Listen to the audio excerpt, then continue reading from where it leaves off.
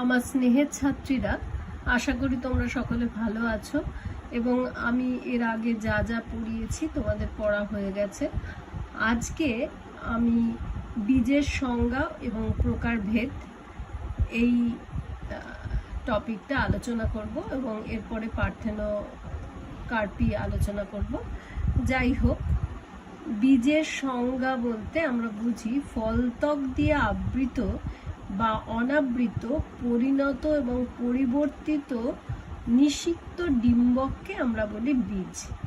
অর্থাৎ বীজ প্রথমে পরাগযোগ হচ্ছে, তারপরে নিষেক হচ্ছে, দ্বিনিষেক যেটা হচ্ছে, সেই নিষেক হওয়ার পরে ডিম্বক কি হয়ে যাচ্ছে, বীজে পরিণত হয়ে যাচ্ছে এবং ডিম্বাশয়টি ফলে পরিণত হচ্ছে।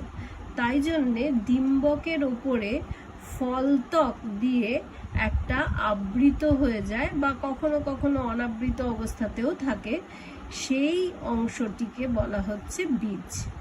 তাহলে বীজের ওপরে থাকছে ফলত্বক। এখন আমরা আজকে বীজ নিয়ে আলোচনা করব।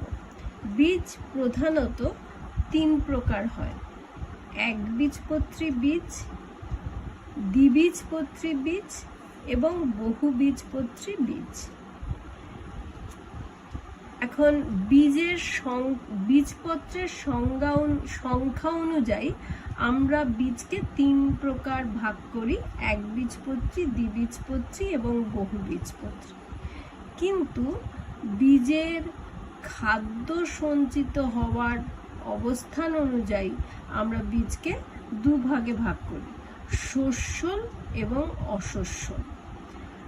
বীজের ভেতরে যদি খাদ্য জমা থাকে তাহলে তাকে বলা হয় শস্যল বীজ। বীজে শস্য যদি জমা থাকে তবে সেই বীজকে বলা হয় শস্যল বীজ।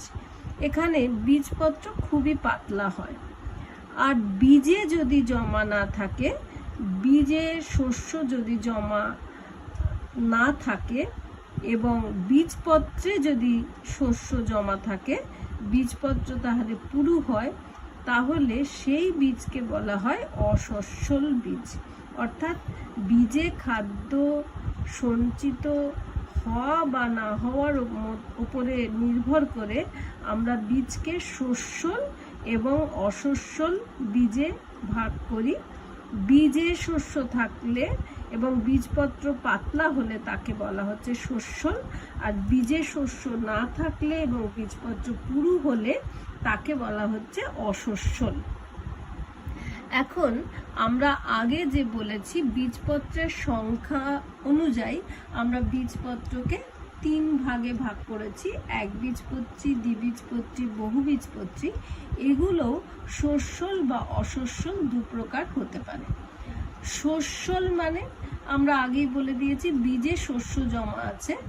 একবীজপত্রী কিন্তু শস্যল বীজ। এগুলোর উদাহরণ হচ্ছে ধান, গম, ভুট্টা। একবীজপত্রী কিন্তু অশস্যল বীজ। এগুলোর উদাহরণ হচ্ছে অ্যালিসমা এবং ওল। অর্থাৎ একবীজপত্রী এবং বীজে খাদ্য জমা আছে এরকম উদাহরণ হচ্ছে ধান, গম, ভুট্টা। আর একবীজপত্রী বীজে খাদ্য জমা না হয়ে বীজপত্রে খাদ্য জমা আছে, এর উদাহরণ হচ্ছে অ্যালিসমা এবং ওল। এরপর হচ্ছে দ্বিবীজপত্রী বীজ। দ্বিবীজপত্রী মানে 2টো বীজপত্র আছে। একবীজপত্রীতে যেমন একটা বীজপত্র আছে, দ্বিবীজপত্রীতে 2টো বীজপত্র আছে। এই 2টো বীজপত্র আছে এবং বীজের মধ্যেই শস্য বা খাদ্য জমা আছে, এরকম দ্বিবীজপত্রী বীজের উদাহরণ হচ্ছে রেড়ি, শালুক, পাট।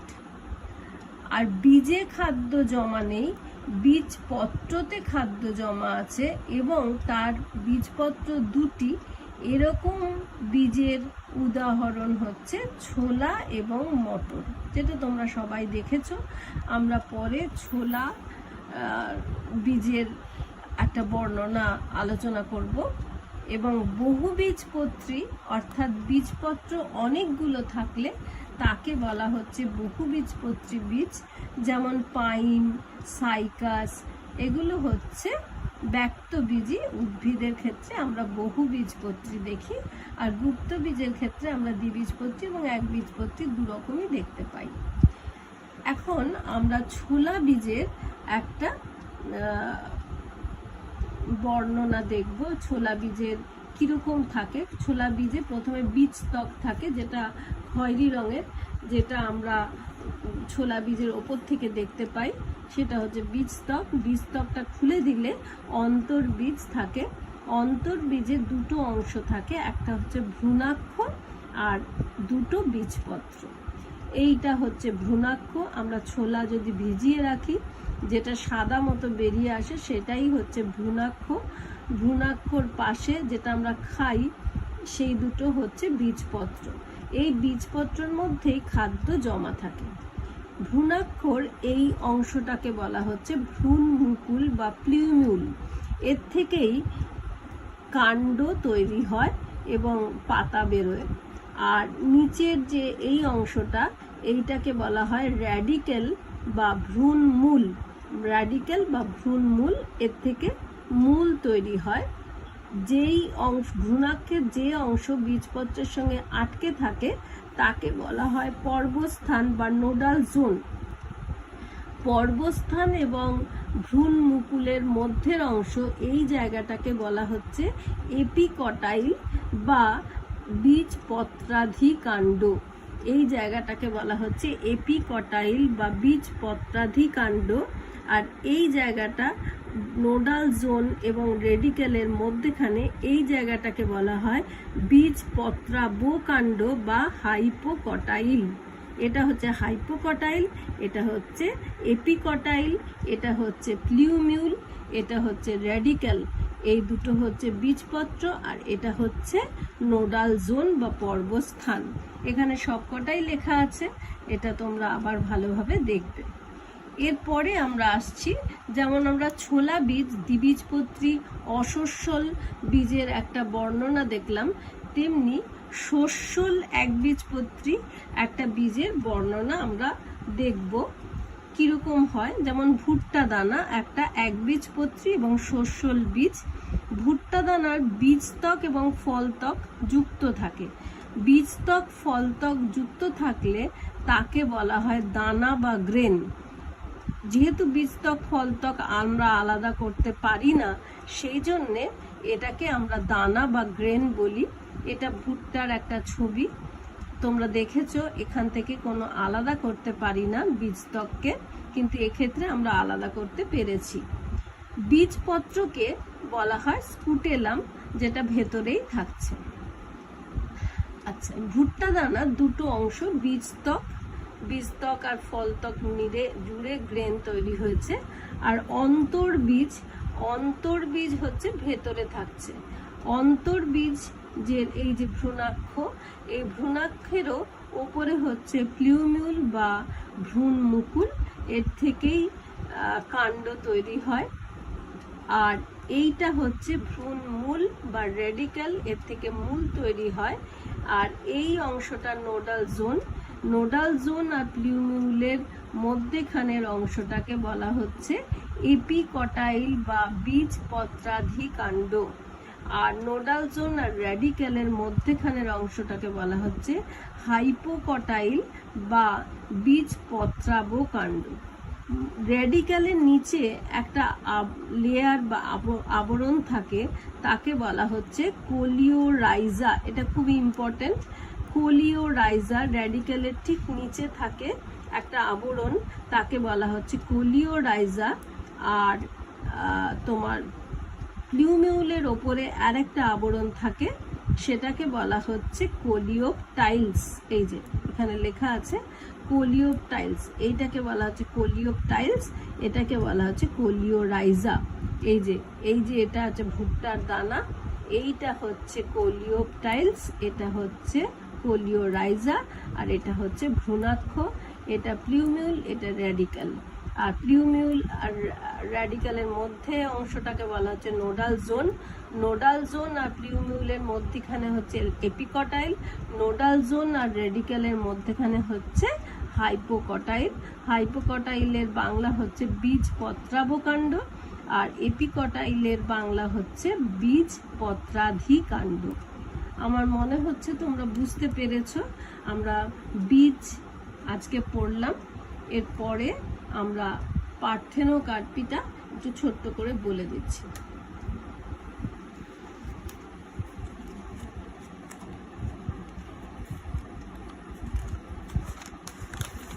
পার্থেনোকার্পি হচ্ছে পরাগযোগ বা নিষেক ছাড়া গুপ্তবীজী উদ্ভিদের ডিম্বাশয় থেকে বীজহীন ফল উৎপাদন হলে তখন আমরা তাকে বলি পার্থেনোকার্পি। অর্থাৎ পরাগযোগও হচ্ছে না, নিষেকও হচ্ছে না, গুপ্তবীজী উদ্ভিদের ডিম্বাশয় থেকে সরাসরি বীজহীন একটা যদি ফল উৎপন্ন হয় তখনই আমরা তাকে বলি পার্থেনোকার্পি।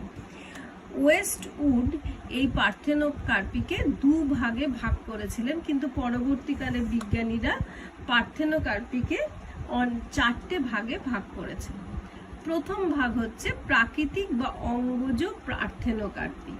প্রাকৃতিকভাবেই যদি বীজহীন ফল গঠিত হয় তাহলে তাকে বলা হচ্ছে প্রাকৃতিক বা অঙ্গজ পার্থেনোকার্পি। লেবু, কলা, আনারসের ক্ষেত্রে আমরা এরকম প্রাকৃতিক পার্থেনোকার্পি দেখে থাকি।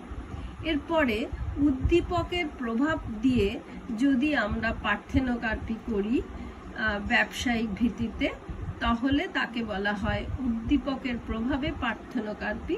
সাধারণত এক্ষেত্রে cytokinin, IBA, indole acetic acid, indole butyric acid, phenyl acetic acid ইত্যাদি গর্ভমুণ্ডে যদি দিয়ে দেওয়া হয় তাহলে পার্থেনোকার্পি হয়, অর্থাৎ বীজহীন ফল উৎপন্ন হয়। জিব্বেরেলিন দেওয়া হয় আপেল বা টমেটোর ক্ষেত্রে, অক্সিন দেওয়া হয় ডুমুর বা তামাকের ক্ষেত্রে। এইভাবে উদ্দীপকের প্রয়োগে আমরা পার্থেনোকার্পি করে থাকি। এছাড়া জেনেটিক পার্থেনোকার্পিও হয়, অর্থাৎ মিউটেশন বা সংকরায়ন করে বীজহীন ফল উৎপাদন করা হয় ব্যবসার জন্যে। সেক্ষেত্রে কলা, আঙুর, আনারস, বাজারে আমরা যে কলা, আঙুর, আনারস দেখি বেশিরভাগই জেনেটিক পার্থেনোকার্পি। এছাড়া আরেকটা আছে পরিবেশগত পার্থেনোকার্পি, অর্থাৎ বিভিন্ন পরিবেশে থাকতে থাকতে বা পরিবেশের প্রভাবে আমরা নিজেরাও কৃত্রিমভাবেও তৈরি করি। কুয়াশা, তুষারপাত, নিম্নতাপ ইত্যাদি প্রয়োগ করে অনেক সময় পার্থেনোকার্পি করা হয়। সেটা ক্যাপসিকাম বা অলিভের ক্ষেত্রে এটা করা হয়। আমরা পার্থেনোকার্পি কেন করি তার গুরুত্ব আমরা একটু আলোচনা করে নেব। শীতপ্রধান দেশে গ্রিন হাউসে ফল চাষ করা হয়, কারণ শীতপ্রধান দেশে ফল চাষ করার জন্য যে টেম্পারেচারের দরকার, তাপমাত্রার দরকার, সেটা পাওয়া যায় না। সেক্ষেত্রে গ্রিন হাউসে ফল চাষ করা হয়, এক্ষেত্রে পার্থেনোকার্পি করা হয়। ফল সংরক্ষণ করার জন্যে বা প্রক্রিয়াকরণ করার জন্যে, অর্থাৎ ফল থেকে কোনো কিছু তৈরি করার জন্যে বীজহীন ফলের চাহিদা খুবই বেশি। আমরা যদি আচার, জেলি ইত্যাদি করতে চাই তাহলে বীজহীন ফলের চাহিদা সেক্ষেত্রে বেশি। আর খাদ্য হিসেবেও বীজহীন ফলের চাহিদা খুব বেশি। কেন না, বীজ যদি না থাকে তাহলে আমাদের খেতেও ভালো লাগে এবং ভোজ্য অংশ স্বাভাবিক ফলের থেকে অনেক বেশি থাকে। তাই জন্যে ব্যবসায়িক ভিত্তিতে আমরা যখনই চাষ করি তখনই পার্থেনোকার্পি করার প্রচেষ্টা আমরা করি। তবে সমস্ত ফলের ক্ষেত্রে পার্থেনোকার্পি সম্ভব নয়। যে সমস্ত ফলের ক্ষেত্রে পার্থেনোকার্পি সম্ভব, যেমন আঙুর, কলা, আনারস, ডুমুর, তামাক, টমেটো, লেবু, এক্ষেত্রে আমরা পার্থেনোকার্পি করে থাকি। আমি আশা করছি তোমরা সবাই বুঝতে পেরেছো। আমরা এরপরে আর একটা ক্লাস নেব এই চ্যাপ্টারটা শেষ করতে।